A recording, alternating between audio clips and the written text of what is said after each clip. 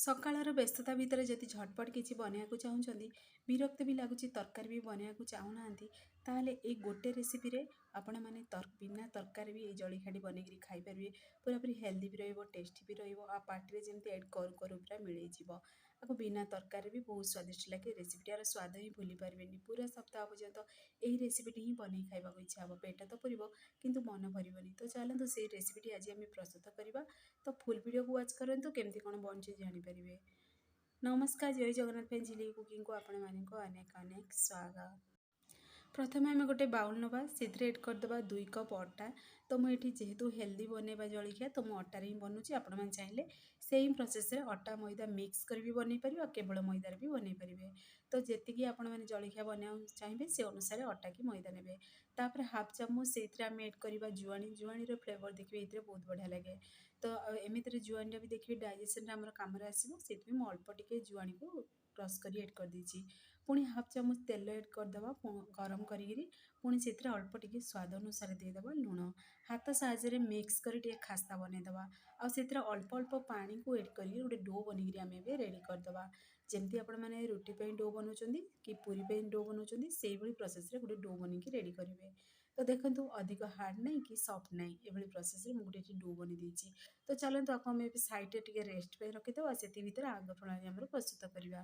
ପ୍ରଥମେ ଆମେ କିଛି ସିଝା ଆଳୁ ନେବା। ତ ଏଠି ମୁଁ ଦେଖନ୍ତୁ 3ଟି ସିଝା ଆଳୁ ଦେଇଛି। ଆଉ ଅଳ୍ପ ଟିକେ ସେଥିରେ ସ୍ୱାଦ ଅନୁସାରେ ଦେଇଦେବା ଲୁଣ। ହାତ ସାହାଯ୍ୟରେ ଭଲସେ ମିକ୍ସ କରି ଆଳୁକୁ ଆମେ ମେସ୍ କରିଦେବା ବା ଚକୁଟି ଦେବା। ତ ଦେଖନ୍ତୁ ଏଭଳି ପ୍ରୋସେସ୍ରେ ଭଲସେ ଟିକେ ମିକ୍ସ କରିଦେବା, ଯେମିତି ଗୁଳା ରହିବନି। ତାପରେ ସାଇଡ଼୍ରେ ରଖିଦେବା ଆଳୁକୁ। ଗୋଟେ ଆମେ ପେନ୍ ନେବା, ସେ ପେନ୍ରେ ଆମେ ଅଳ୍ପ ଟିକେ ରିଫାଇନ୍ ତେଲ ଏଡ୍ କରିଦେବା।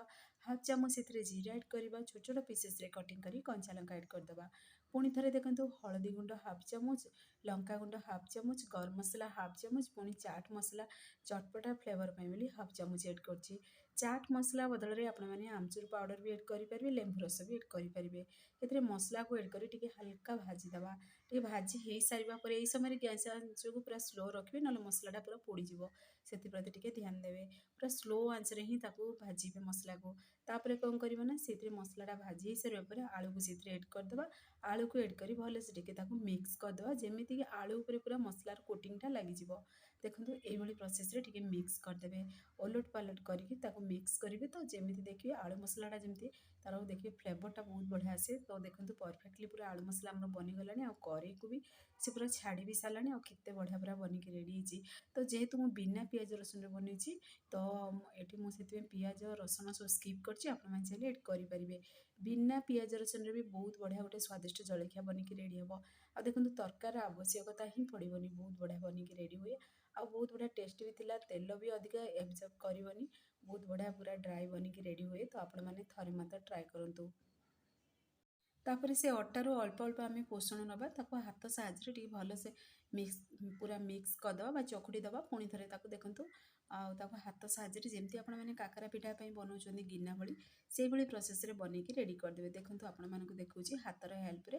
ତ ଗିନା ଭଳି ଟିକେ ବନେଇଦେବା। ଆଉ ସେଇଥିରେ ଆମେ ଅଳ୍ପ ଅଳ୍ପ ସେଥିରେ ଆଳୁର ସେ ପୋଷଣକୁ ଆମେ ଏଡ୍ କରିବା ବା ଆଳୁ ମସଲାକୁ ଏଡ୍ କରିବା। ଆଉ ଆପଣମାନଙ୍କ ମନ ପସନ୍ଦ ଅନୁସାରେ ଆପଣମାନେ ଏହି ଜଳଖିଆ ରେସିପିଟି ପତଲା ବହଳିଆ ଆପଣମାନଙ୍କ ମନପସନ୍ଦ ଅନୁସାରେ ବନେଇ ପାରିବେ। ଆଉ ଛୋଟ ବଡ଼ ବନେଇ ପାରିବେ, ମାନେ ଯେମିତିକି ପୁରା ଛୋଟ ରହିବ। ଏଠି ଦେଖନ୍ତୁ ମୁଁ ରୁଟି ସେପ୍ର ହିଁ ନେଇକିରି ବନାଉଛି। ତ ଆପଣମାନେ ଚାହିଁଲେ ଛୋଟ ଛୋଟ ପୁରା ବଲ୍ସରେ ବି ବନେଇ ପାରିବେ ଏଇ ଜଳଖିଆ ରେସିପିଟି ନେଇକିରି। ତ ଛୋଟ ଛୋଟ ବଲ୍ସ ବନେଇଦେବେ, ତାକୁ ଏଇଭଳି ସେମ୍ ପ୍ରୋସେସ୍ରେ ସେପ୍ ଦେଇଦେବେ। ତ ଦେଖନ୍ତୁ ଏଇଠି ମୁଁ ଆଳୁ ପୋଷଣକୁ ଏଡ୍ କରିସାରିବା ପରେ ତାକୁ ଏଇଭଳି ପ୍ରୋସେସ୍ରେ ମୁଁ ପେକ୍ କରିଦେଲି। ପେକ୍ କରିକିରି ଆମେ ଭଲସେ ଟିକେ ଆକୁ ସେଇଥିରେ ଦେଖନ୍ତୁ ମାନେ ଆକୁ ପ୍ରେସ୍ କରିକି ଅଟାଟାକୁ ପୁରା ଯେମିତି ପୁରା ବାହାରିବନି ଆଳୁଟା, ସେଇଥିପାଇଁ ତାକୁ ଭଲସେ ଟିକେ ପେକ୍ କରିଦେବା। ତାପରେ ହାତ ସାହାଯ୍ୟରେ ପୁଣି ଥରେ ତାକୁ ଟିକେ ଗୋଲାକାର ଦେଇକି ଯେମିତି କାକରା ପିଠା ପାଇଁ ବନାଉଛନ୍ତି, ସେଇଭଳି ପ୍ରୋସେସ୍ରେ ଟିକେ ତାକୁ ଦେଖନ୍ତୁ ଏଇଭଳି ପ୍ରେସ୍ କରିଦେବେ।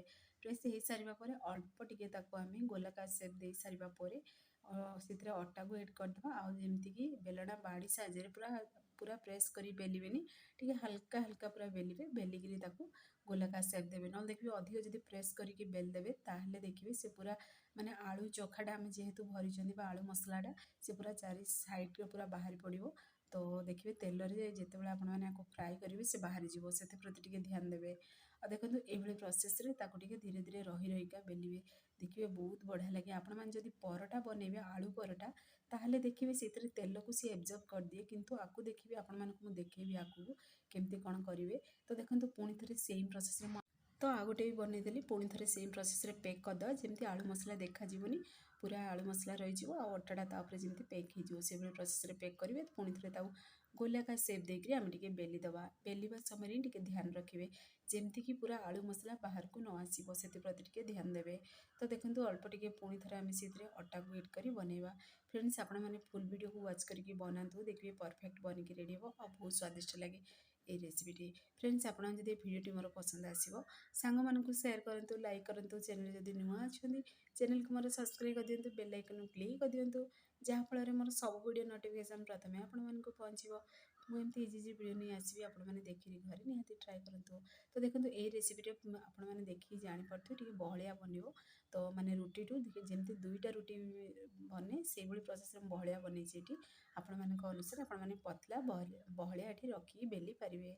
तापर कौन करवा ना गोटे आम ये कड़े किसी तेल नवा तेलटा पूरा गरम हो सारा पर अल्प टे आम चेक करने मुझे अटार बल्स को एड कली। तो देखो केते सारा बबल्स आसला तो मुझे आउ गोटे से एड करदेली आम जो बनईकी रखी आलू पुणी अटार से रुटीटा को एड करदे से आम गोटे साइड टे फ्राए हो सारा पर ओल्टेदेवा आते बढ़िया पूरा बेलून भाई फुलुची आपण मैंने देखिए जापे। आ देखिए आपको छाणिकी बाहर कर सारा पर भी आपण मानक देखेबी माने बिल्कुल भी आपण मैंने परोटा जिते बनइबे से पूरा तेल को एब्जर्व करे किंतु ये छाणीबा द्वारा कौन हुए ना देखिए तेल एत टाणेनी बहुत बढ़िया बनिकी रेडी हुए। माने परोठा भी पूरी रे देखिए तेल कम रही आलू पूरी रे बहुत बढ़िया लगे। मुझे आलू पूरी कहूँ आपण मैंने कौन ना मत कमेंट बॉक्स में कमेंट करेंगे। तो फाइनाली देखो तो बनिकी रेडी भी हो सारा आ देखो पाखर भी देखो बिल्कुल भी ऑयली देखा जाऊनी पूरा ड्राए ड्राए देखा। तो ये प्रोसेस रे घरे बनातु देखिए झटपट भी बनिकी रेडी हम आ छोट बड़ समस्ते पसंद करेंगे बिना तरकारी भी आपण मैंने आपको खाईपारे। तो गोटे थर बनला स्वाद ही भूली पारे बहुत स्वादिष्ट लगे। फ्रेंड्स आपने थे मात्र ट्राए करूँ। तो देखो सेम प्रोसेस रे मुझे सबुतक ये फ्राए कर गोटे बनिकी रेडी हो सारा पुणी थे से पुणी आ गोटे भी एड करदे गोटे साइड पूरा टे फ्राए हो सारापर ओल्टे देवे ओल्टे देकर पुणी थे देखो आ गोटे साइड टे फ्राए होगापी अपेक्षा करेंगे। देखो केते बढ़िया पूरा फुला फुला बनिकी रेडी हो पूरा पूरी कचौड़ी भली ही बनी। तो सेम प्रोसेस रे मुझे सबुतक बनई भी सारे तो गोटे प्लेट भी रखी देखो केते सारा पूरा बनिकी पूरा रेडी है आ दुईटा खाइला माने पेट पुरीज एत बढ़िया लगे रेसिपीटी। तो आपण मैंने घरे आपको निहाती ट्राए करूँ आपण मैंने जब बनाऊँ आपण मान अनुभूति मो सहित सेयार करूँ। तो मत भी खुशी लगे मो वीडियो देखिए आपण मैंने बनाऊँ आ कौ जिलूर देखुं कमेंट मध्यम जनातु मुझे जानीपारि मो वीडियो केदूर पर्यंत पहुँचुची। आ देखो आपण मान पाखर आ गोटे मुझे खंड कर देखई दूसरी आते बढ़िया बनिकी रेडी होती। बड़ लोक हेले भी देखिए दुई पीस रे पूरा पेट पुरीज केते सॉफ्ट बनी देखो आपण मानक पूरा प्रेस करी भी देखी दूसरी पाखर भी देखा केते सॉफ्ट बनी पुणी भितर देखो आलूर स्टफिंगटा भी बहुत बढ़िया अच्छी। तो आपण मैंने यही तरीके थे मात्र ट्राए करूँ देखिए स्वाद पूरा जबरदस्त रहा। देखो केते बढ़िया पूरा फुला फुला बनी तो बहुत बढ़िया तार फ्लेवर भी आसी पुणी बिना पियाज रसुन बनिकी रेडी होती बहुत बढ़िया गोटे स्वादिष्ट हेल्दी जलखिया। तो आपण मैंने सका निहाती या ट्राए करूँ केमती लगे कौन आपण मान अनुभूति मो सहित सेयार कर। आदि छुआ मान दौरान देखिए से स्कूल टिफिन फिनिश कर आसबे तो आपण मैंने ट्राए करूँ से पर्यंत रोचे पुणी एक नुआ रेसिपी नहीं आसबि। नमस्कार जय जगन्नाथ।